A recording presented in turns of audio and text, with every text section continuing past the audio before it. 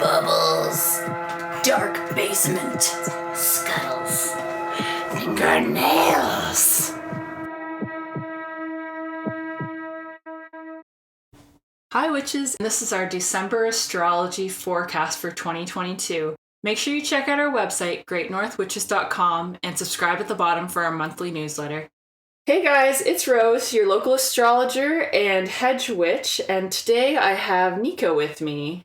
Hi guys. So we're going to dig into the astrology, and Nikka's going to provide the witchy magic. Be nice to me. But before we get into the transits, there's a topic I've been wanting to go over because I bring it up a lot when we talk about transits, and in traditional astrology, it's probably one of the more important details. With modern astrology, I don't notice that people pay attention to the houses as much, but the predictive ability of astrology is based in the houses. What happens is if you know where the houses are in your chart and what they represent, and then you see planets going through those houses, it helps you figure out what areas of your life are impacted. There's 12 houses, and I'm not going to go through all of them today, but I do want to get you guys started on the main important houses. Houses 1, 7, 4, and 10. The first house is always the same, no matter what style of house system you use. And I won't get too far into house systems, but essentially, since this practice is a couple thousand years old, different people have come up with different house systems. And I'll include some links in the bottom in case you want to dig into this topic further. As a traditional astrologer, I tend to use what they call whole sign house, but you don't need to dig into it too much right now. Just knowing what each of the houses represent is what's important. So whatever zodiac sign is at the beginning of the house is the sign that rules that house. Your rising sign is always your first house. And if you load your birth data into any of the birth chart calculators, like on AstroSeek or Astro.com, they usually will give you a little table to tell you what rules each house, which just makes it easier. So if you look at your rising sign or your first house, whatever zodiac symbol is there will be your rising sign. And the way they calculate your first house is based on what zodiac sign is coming over the horizon at the moment you're born. And it's one of the most sensitive points in your chart because it changes very quickly and it's very unique to you. So even if you're born on the same day as someone else, so in theory, all your planets are in the same space, because the rising sign changes every 2 hours, you can end up with a completely different orientation of chart, and therefore the houses that are emphasized will be different for people, even people who are born on the same day. The first house is also considered the point through which you view the world. So in modern astrology, they'll say your first house is how people see you, but in traditional, we talk about how the first house is your perspective, or they call it the helm of the ship. So it's where you stand looking out on everything. The point that represents the very beginning of your first house is actually a really sensitive point. So when planets go over that point, it's common to have a higher risk of maybe getting sick or having big changes in life. So your first house, what does it represent? It represents you. And that includes your body, your health, your well-being, your perspective. It's kind of like you in the chart are most heavily summarized in that first house. So whatever sign you have on that first house will impact how you perceive the world. Now, right across from that house, that same line that shows your rising sign is your seventh house. They call that the descendant, but it is the marker for your seventh house, and it'll always be the marker for your seventh house no matter what house system you use. So these don't change depending on the house system. They're always consistently in the same sign for first and seventh house. So your seventh house will be in the opposite end. And this one's usually your one-on-one relationships. So these are your more meaningful, connected relationships. A lot of people will use it to designate love relationships, but I do find it also impacts your like really close one-on-one interactions. If you have a business partnership or any contracted relationships with people, it's supposed to be represented here as well, because it's at the opposite end of your first house, which is you. It can be your enemies, and there's other houses that represent enemies, but this one's your visible enemies. So when you think about, when we talk about oppositions, something opposing you, and often in relationships, there is that sort of nature of push-pull. So those are the two easiest to recognize houses. Then on to your 10th house, which is often denoted by your midheaven or MC. In different housing systems, sometimes this is different. Sometimes it'll be in your 9th house, or sometimes it'll be in even your 11th, 12th, it can move around. But usually with like a Placidus house system, your 10th house will be represented by your MC.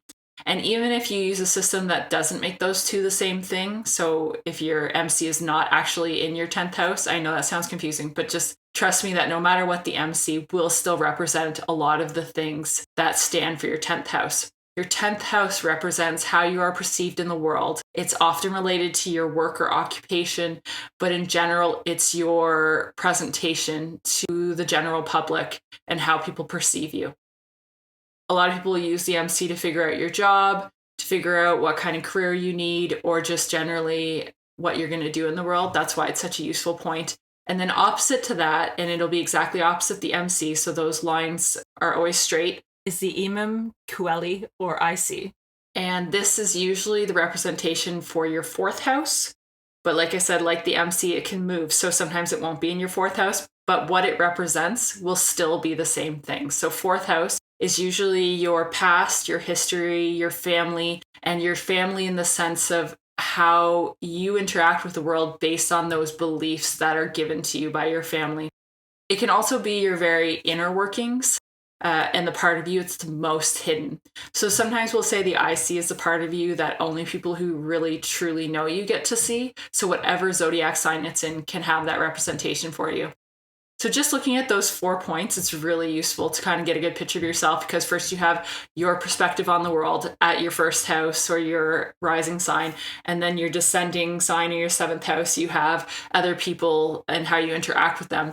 And then you have your midheaven up in your 10th house, which is how everyone perceives you. And then you have your IC or immunicolum in your 4th house, which is representing your deepest hidden, most inner self. So I just wanted to get everyone started with that. I know it's a lot, but it's very interesting to kind of dig into, because sometimes even if you don't understand planets, even if you don't understand all the aspects and stuff like that, just knowing those 4 points in your chart can give you a really good perspective of how you interact with the world around you.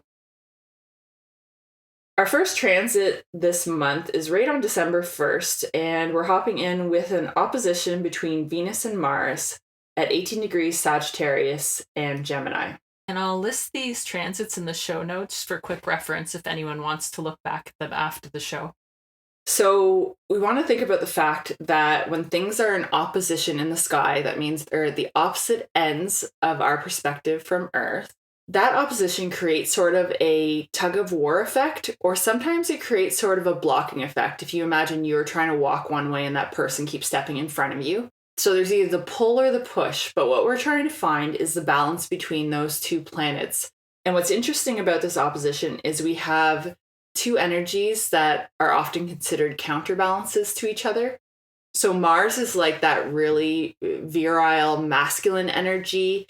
I usually use the word divide when I talk about Mars, which is interesting because Venus is often considered the connecting or pulling together. It's your love planet.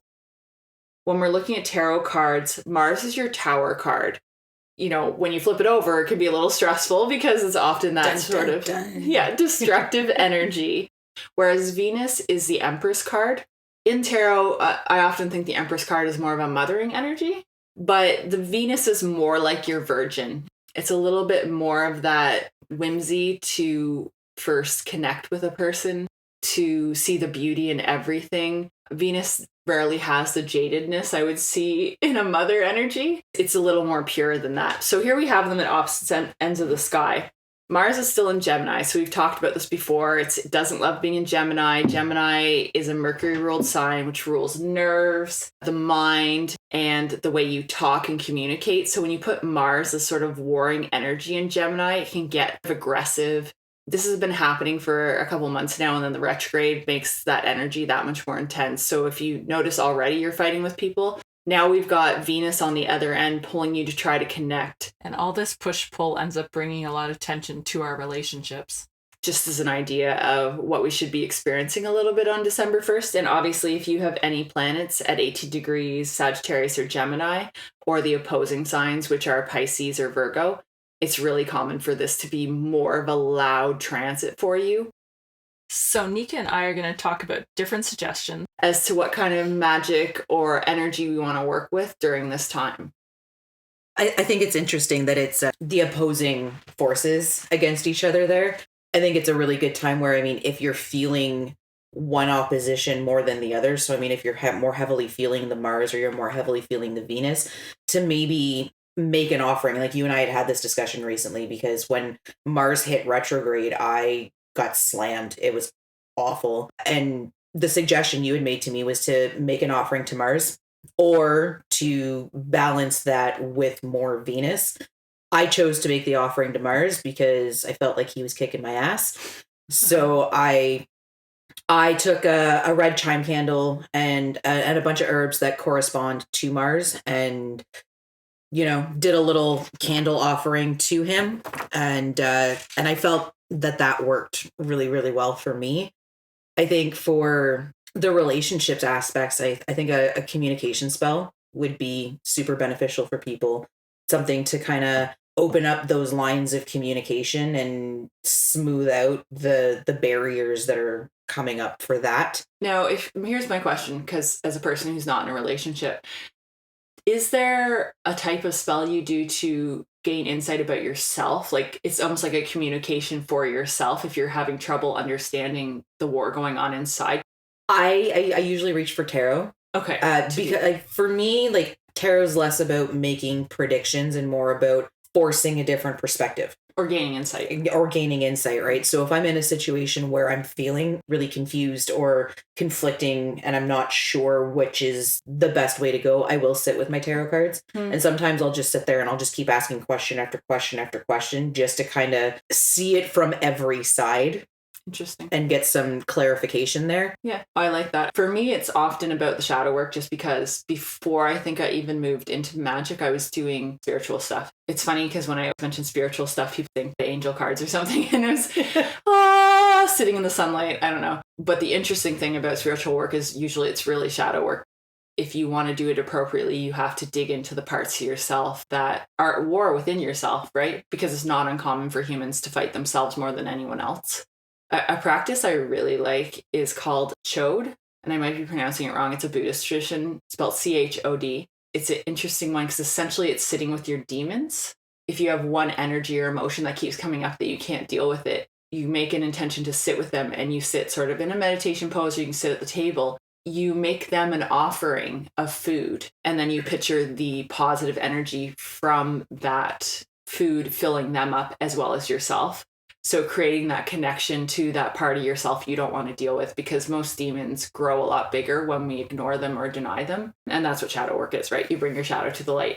I think a lot of people struggle with the concept of shadow work. I know I'm one of them. I kind of rebel against it because life is hard enough without dragging all my deepest, darkest demons to the surface. But I think a lot of people struggle with shadow work because they don't really know what shadow work means and they don't know how to do it. It's really easy to say like, oh, like I have this problem because of this thing in my childhood and identifying that, but it's so much more than that. Like you actually have to like dig in and identify what the triggers are for that and what the signs are for that. And something that I always tell people, you've got to be mentally and emotionally prepared to do shadow work because it's literally therapy. Like it's something that is done in psychology. If you're not mentally prepared for shadow work, it can break you. It can totally break you.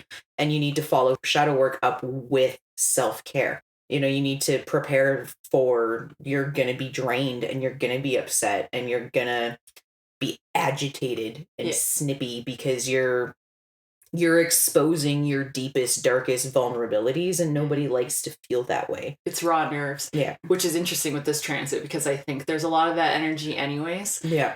With shadow work, the best time to do it is when you're feeling well or when you've hit rock bottom. Because if you've already hit rock bottom, there's no harm. Exactly. You're already down there. You might can't as feel well. any worse than you already do. Yeah.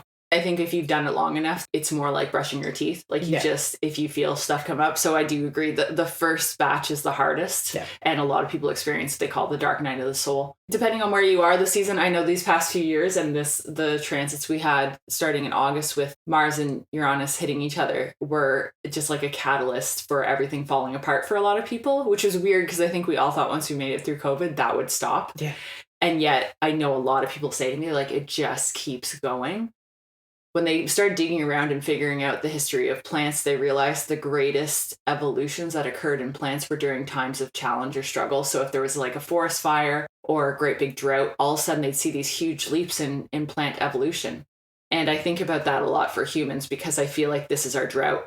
Yeah. And that is why I promote shadow work so much, is I feel like this is the time where we are going to make the leaps in spiritual evolution. I don't think we're going to physically evolve. I don't think there's any more body parts we need. We're probably okay, but definitely on a deeper level, I think that what is happening is part of that. And I don't know if that comforts people or scares people, but I think it'll happen whether we want it to or not. We're also approaching, in the northern hemisphere at least, the dark period of the year, which is where witches and spiritual people tend to start reflecting internally. It's less projecting and it's more internal reflection, and it's a really great time for shadow work because of that. True.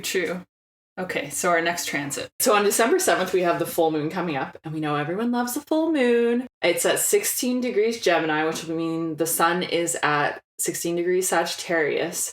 I know we've talked over the past 2 months about the full moon, and it keeps having these Mars associations, which is a little limiting in full moon water in that it can make it a little ferocious, a little bit angry. And unfortunately, the full moon is conjunct Mars. So we're still dealing with the same kind of problem. I'm hoping we will eventually get to a nice, loving full moon. But I did want to warn people who are doing their usual things with the moon that there's a little bit more of that. Like I said, the Mars is the Tower card, so there's a little bit more of that destructive energy. Again, we just talked about it's in the sign of the Lovers, so we're getting a sort of repeat theme here, like we did with Venus opposite Mars, sort of re-triggering that idea. And then you have the moon in Gemini, which is that detail-orientated, very much about the one-on-one communication between people, ideas, very focused down. It's got an interesting energy, the full moon. I don't think it's all negative, and I know me and Nikki are talking about some things we could do with that energy. I think with the Mars energy, because it's feisty, like it's really feisty energy. And I think if you're going to do something with moon water, to keep that in mind, the Mars is going to bring in that feisty energy, and it's not going to be a gentle thing. But if you're looking to do something that has that extra punch that Mars might give you, particularly in like business, so something related to your job, it would be really good if you're dealing with some sort of competitiveness at work. I think that energy would be really beneficial for a situation like that in your spell work. Yeah, and if you want to pull it in more, if you're doing your moon waters or whatever, you could actually put something in the water associated with the Mars. Mm-hmm. So if you wanted to throw a little ginger in there, just a little cayenne, just shake it in, don't get it in your face later. Like, I don't know what you use your moon water for, but don't do any facial scrubs with this water. It'll suck. I do find Mars herbs tend to prevent any molding of the water anyways. But something to remember with your moon water is if you want it to last a long time, you can actually throw some brandy or alcohol in there. Yeah. And it'll give it more staying power. So depending on if you catch energy you really like and you want to use later, keeping it in the fridge helps. But definitely if you throw a little alcohol in there, it helps kill off anything that wants... Witch hazel too. Witch hazel, yeah, helps anything that wants to grow. Yeah. I don't know if you can drink witch hazel. Just depending on what you're doing with the water. Yeah, if you're drinking it, probably don't use witch hazel. Yeah. Anyways. Go with liquor. But you were talking about looking at spells for business. Yeah, I mean, I think with the moon being in Gemini, that and that being a sign that's really big on communication, right? And there is some sort of ties with business in there. I think you could definitely do some spell work to open communication within business to help kind of further you along if you wanted to. And we were talking about the fact that a lot of people when they're first coming to magic don't realize that the full moon feels super powerful, but it is the other end of the cycle of the moon. 6 months ago there was the new moon in Gemini, and that was a really good time for initiating Gemini things. If you've already got Gemini things going though, the full moon is a great time to boost that sort of energy. Yeah. So something you've already got in the works that you want to give that extra little oomph to, this is a great time for that. I know a lot of people like to use the full moon as if it's the beginning of stuff, but just on an energetic level, astrologically speaking, it tends to be the fruition time. So when things come to fruition, that's why it's important to use that energy to boost more than it is to plant the seed. Yeah. You want to use it more to shine a light on something, right? Because that's if the moon is full, the light is bright. You want to take that light and shine it on those specific things that you're working on. Definitely create more awareness to that in that time. Yeah. Okay, then on December 17th, we have our next transit, which is Mercury trine Uranus at 15 degrees Capricorn and Taurus. So let's break that all down. We've got Mercury, which is your magician card. And I find that an interesting association for Mercury because I often associate Mercury more as the messenger or the connector. It was the god who could travel between all these different worlds. He was the one with the little wings on his shoe, and he can move quickly to get messages between people. That's more my association with Mercury, but there's also this weird past tradition of Mercury being associated sort of with the written birth of a lot of esoteric magic or spiritualism and astrology, because Mercury was associated with Hermes Trismegistus. If you ever look up Hermes, he was the author of the Hermetica, text on things like alchemy, astrology, magic. So that's probably where that Mercury magician association comes in. And a lot of people think Mercury placements are heavily associated with magic and astrology. So there is that element too, just to give you an idea about Mercury, but I often think of him as a communicator or connector. And then you have Uranus. Now, Uranus is an outer planet, which means they didn't discover it till much later. Because they didn't discover it until, I believe it was the 1700s, maybe the 1800s, it doesn't have the same level of lore as the inner planets, but we often think of them as very powerful planets. And they move so slowly that when they kind of move through your chart, they can cause a lot of destruction. At this time, though, we're having a nice aspect, which is the trine. So you have to imagine one side of an equilateral triangle. And with trine energy, I often think of it as how people on bicycles will ride behind each other so that they can catch the pull of the person in front of them and make things easier. Or the same as Canadian geese like to fly in a V. And it saves some of the energy that you need for yourself. And a trine is like that. It makes things happen that much easier because you don't have to put the effort in. It just kind of flows. So we have this nice aspect between Mercury and Uranus. It can make things a little crazy because Uranus is like lightning, the fast change energy. It's the Fool card in our tarot deck. It can feel like stepping off a cliff, not necessarily in a negative way, but just in a all of a sudden your world's flipped upside down sort of way, Alice down the rabbit hole sort of energy. When we have the Mercury trining Uranus, it's really a good time for these like quick insights or revelations in your world that you need to have in order to have better insight into what you need to be doing for yourself. When we were talking about houses, what houses these two planets are in will impact what kind of revelations that you're having. So if you have Uranus or Mercury in your 7th house, your relationship house, you might get revelations about what you should be doing with those. If you have it in your 10th house of your work and outer world, you might suddenly have better insight into what you should be doing for your life, or different opportunities might suddenly come to you in those areas that make it easier to make big changes that you've been wanting to make. It would probably be a good time for a spell around change because there's so much change energy happening. Sounds like a really good time for shadow work. For digging up like the stuff you haven't been able to figure out. Yeah, for being able to kind of understand all of that stuff and to make the changes necessary to be able to process that and integrate that into a more positive behavior. And what do you usually do for change spells? Because I find that like an interesting concept because it's so vague, right? I think it depends on the kind of change that you're looking for. For me personally, with a lot of change spells, I tend to banish the negative aspects that I'm looking to get rid of. For me, that usually involves setting something on fire. I like burning things. And for me personally, I like the sympathetic aspect that goes with it, where, I mean, like, you're literally destroying that. Creating space too. Destroying that aspect that you don't want and creating the space for it. Yeah. So that's personally how I would go about it. I try to keep the astrological associations with the tarot cards very simple. Yeah. There are other additional associations, like you were saying in your one book that there's a Uranus association with the Tower, which does make sense in the fact that it's about change. Drastic change. What people don't usually realize about change, we live in a manifest world, so we're going to have limitations as to how much resource we have, because we can't, some people can probably, but manifest something out of nothing, right? Yeah. When I think of change, I think of when you were a kid and back when I was growing up, we didn't have 50 million Lego sets. We had one box of Lego. So if you built a castle, a house out of Lego, and then you wanted to build a spacecraft, you have to take apart the first piece to get the next piece. And I think in our world, because we're so consumerist, it's really hard for us to understand that we have to take shit apart in order to build. But that's exactly what you were saying. You have to burn things to create space. Yeah. I mean, and I think there's an essential difference between manifesting and change. You can manifest change, but manifestation on its own is creating something, right? It's almost like creating something new. Yeah. Whereas if you're doing something change specific, you are taking something that already exists and turning it into something different, and right? altering it. And I think that's different energies.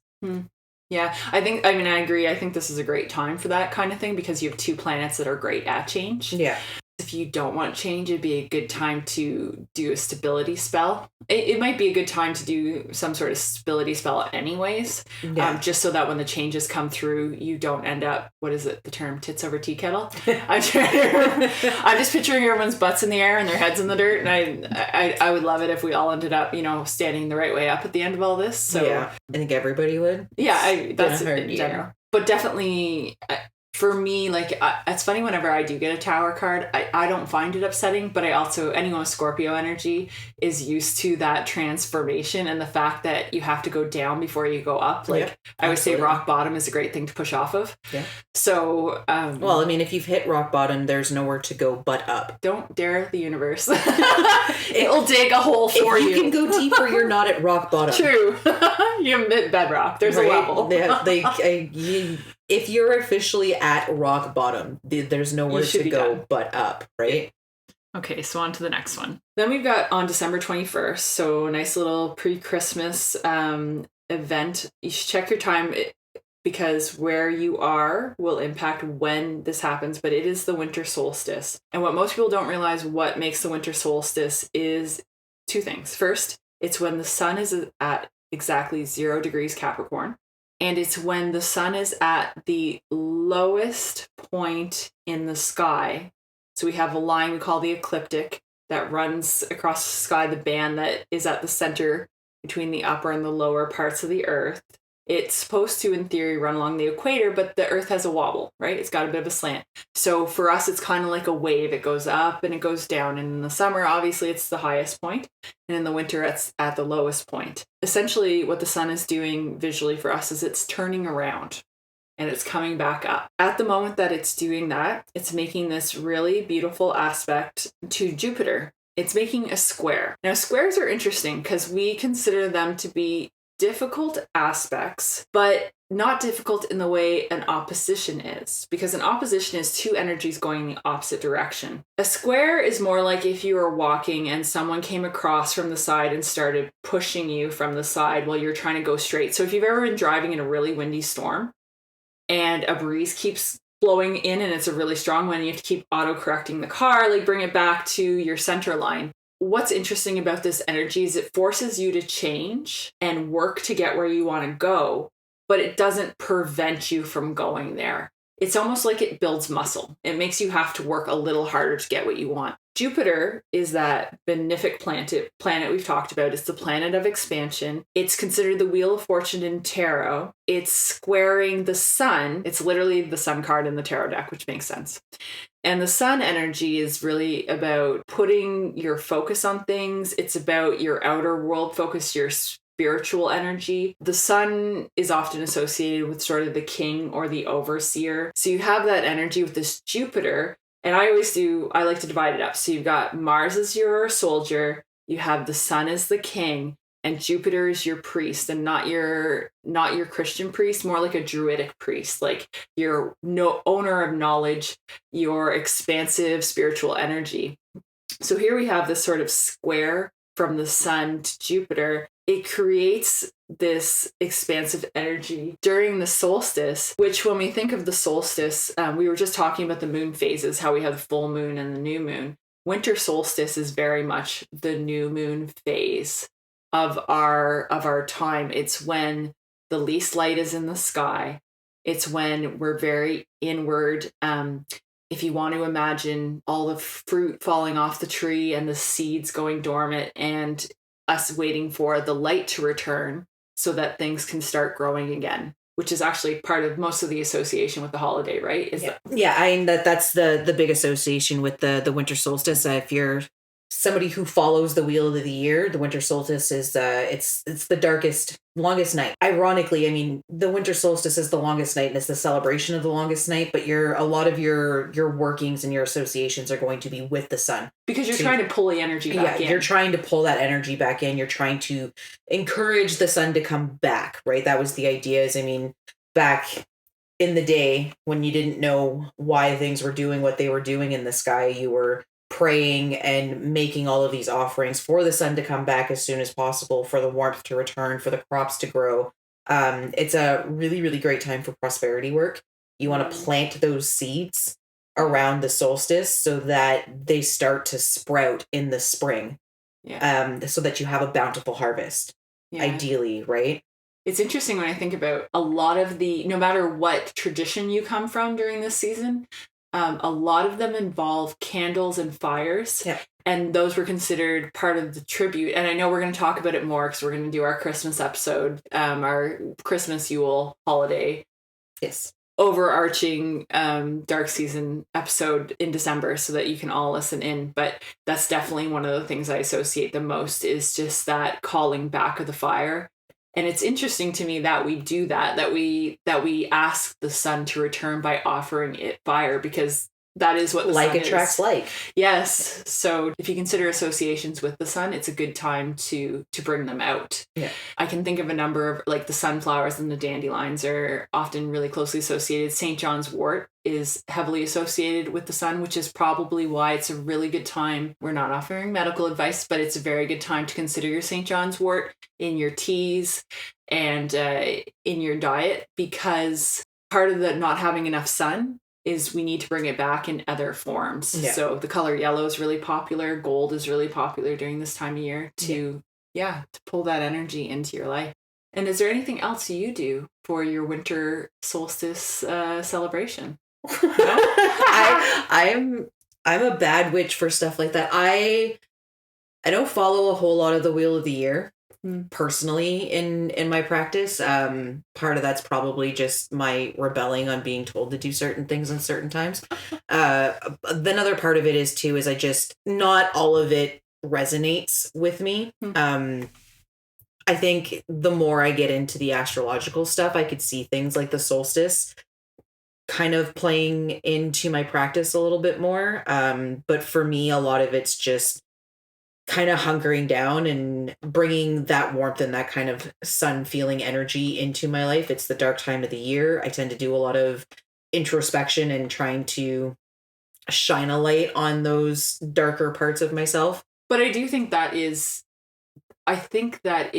what you are supposed to do, because in astrology, we often, right before the new moon is the balsamic moon.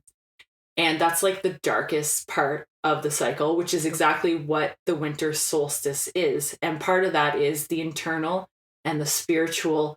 It's not about what you're putting out in the world. It's about seeing what's inside, because how are you supposed to know what to grow if you don't even know what materials you're working with, right?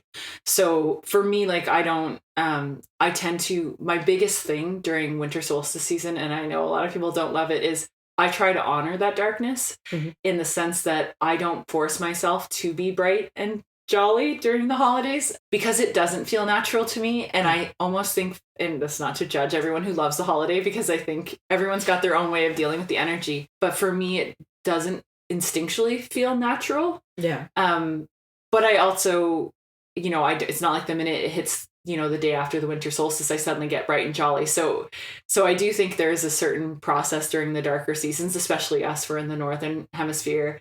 We live in Canada. We live in the coldest capital in the world. Yeah, it literally is. So it's hard to ignore.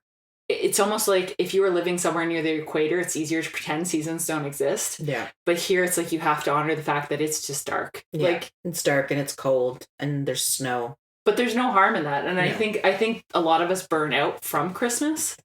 I think it's interesting that you're saying that when it comes to around the solstice, you tend to honor those darker aspects because that's what feels more natural to you. I find, like, for me, we've been talking about this a lot as we're planning our Yule celebrations. I tend to force a lot of that really bright, sunny energy out. I mean, I suffer from seasonal affective disorder, so the dark time of the year is really hard for me. Yule tends to be my last big push magically before I kind of hunker down and just lose all the desire to do anything at all. I do have a theory, though, that, and I'm not going to tell anyone how to live their lives, but I do question whether we honored the darkness earlier, because I do find Christmas creates a very big, bright thing. Mm-hmm. And what happens, I find, working in healthcare, I get to interview a lot of different people and see kind of their process. I find a lot of people hold on to the hope of light through the darkening season.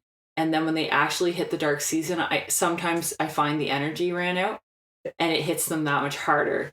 So I do question if we weren't such a solar society, which we are, that masculine outward energy, the achieve. I almost wonder if we took more time to honor that, like let Christmas be a little darker, if we wouldn't hit the dark season and be a little bit less like burnt out. Yeah. Because I do find that energy comes. And an interesting thing to know as a nurse, and as other people listening, it is the highest death rate season. Absolutely. So I think even on a physical level, our bodies run out of energy, and in a way we honor that loss of light. Yeah. You know? It's interesting. And our last aspect of the month that we're going to talk about is the December 23rd new moon at 1 degree Capricorn. And if you want to know what time it is, it's important to check your own time zone because everywhere in the world is going to be at a different time. One thing I like to tell people that I don't know if people realize, because we often talk about when you're doing stuff with the moon, you can do it within 3 days. So there's the day of the occurrence, the day before, and the day after. In astrology, we often look at these transits a little bit like a wave. So if you imagine a wave coming by, the most powerful is the day of. Second most powerful would be the day before. But the day after has an effect, but it's not the same if you're ever standing in the ocean. The moment after the wave hits you is not the part that really has that big impact. It can still pull you along. But if you really want to get the oomph out of your magic, it's best to do it the day before or up until the moment of. So not to prevent people from doing the other stuff, but just depends on how like much you love this spell. If this is like the spell, your magnum opus spell, I think for like maximum impact, your best thing to do would be to do a spell over the course of 3 days. So to start the day before, build it up to accumulate the day of, and then release your spell the day after to kind of have it roll with that wave and just take on all the energy. Yeah. And I think that's interesting. I think a lot of people don't think about multi-day spells because a lot of people do a one and done. Yeah. Everybody wants something that's quick and convenient. Yeah, no, and that is our generation. Yeah. But it's something to think about. The more important the spell is, the more effort you want to put into it. It's very different than, some people have their monthly, just do their regular monthly stuff. Yeah. You're not going to do a 3-day monthly, whatever. That's just your one it's and a done. lot. Yeah. So, and we talk about, it's interesting. We do the same thing in astrology where there's something called lunar mansions. So when the moon is going through a specific part of the sky, it's in a certain mansion. But each mansion is really good for certain things. So what you will do is every time in that month it's in that mansion, if it's for that specific thing, you'll do an honoring to the moon. So usually you burn something moon related, like jasmine. They like to do petitions. So you do a write out and you burn whatever your petition is to the moon. So you will reinforce that every month and it gives it a lot more power. Similar kind of thing, just different tradition. Just to look at our associations. So I didn't mention earlier, but it's important to know that the moon is actually associated with the high priestess. I often call it the mother card. When we dig into some really ancient astrology, it's the last planet your soul travels through before it manifests here on Earth. So it really is the birthing point. And it often can take on the colors of everything around it and sort of affect what is manifesting here on Earth. It's the high priestess in the sense that it's that higher octave. Empress is more on Earth, whereas the moon is like like a more spiritual thing. Yeah. When it does the new moon, it'll be in Capricorn. It's coming right off that winter solstice 0 degree Capricorn point. It's only at 1 degree Capricorn. And you want to remember the lower the number, the more power something has. So it's like a new energy. Yeah, kind of like the ace cards in tarot, where they have more of that pure form of energy. The new beginning. The new beginnings. Of that energy. Yeah. Whereas when you get to the end degrees, it's more like the grandfather, grandmother, where it's very wise, but it might not have as much oomph. So this is a really powerful new moon. It's in Capricorn. And I was telling Nikka before, Capricorn is associated with the devil card. I don't know if that's 100% the most obvious association. Capricorn, it's an initiating energy, and it's the earth energy. So it likes to initiate things that are real, that you can experience. Capricorns love a goal. Very rarely will you meet a Capricorn that doesn't have one, but it's not all about money, which is often what we think of with Capricorn, is they all want the bling bling. But Capricorns, many Capricorns will be very happy just to have a goal and something to work towards. That's what we're working with this new moon. And we just mentioned the new moon is a great time for starting things. We've got it on the 1st degree. It's got lots of energy, and you're in that Capricorn initiating things in the manifest, in the real world. So, I mean, this is a great time for people to start putting the effort into achieving something that they really want to build towards, I think. And I think because I know you're saying that Capricorns aren't always about the money, but because that association's there, with it being so close to the winter solstice, and we were just talking about how that's a really good time for starting an annual long prosperity kind of working thing. I think that would be a really, really great time to kind of tie in those energies with the solstice and that new moon and all of that into a new money working. Yeah. So, I mean, if you have a money altar that you're working on a semi-regular basis of some sort, might be a really great time to kind of clear everything off and start it all from scratch. I mean, once a year, I typically will just dump out all my money bowls and dispose of everything properly and get new candles and stuff like that and just kind of start it all from scratch. I just did that on my birthday last month, but that's when I personally tend to do it. And that's just because that's when I originally set it up. I feel personally the most prosperous around my birthday because it's my birthday and it's special. But that's important too. When honoring astrology, it's it's not just about the whole world stuff. Yeah. It's about how it's impacting you. So if your birthday is a time where you feel like renewing everything, it makes sense. And that's also a good point about with the money. That's what I love about Capricorn, is it's not about the flash in the pan. Someone loses $20 and you find it. It's about building a reliable source of income, or it's making that goal and sticking to it, right? Yeah. So I mean, this isn't I need a quick fix money spell. This is a long-term kind of money working that you want to do. So if you don't have a money altar, or if you do, you kind of set that goal for that money altar, and then once you get it, you set another one. So this would be a really good time for that. And that's all our transits for the month of December. We hope you'll check in and follow us for our Yule recording. Make sure you check out our website, greatnorthwitches.com. Subscribe there for more content. Sign up for the newsletter. And we'll catch you next time. Bubbles, dark basement, scuttles, fingernails.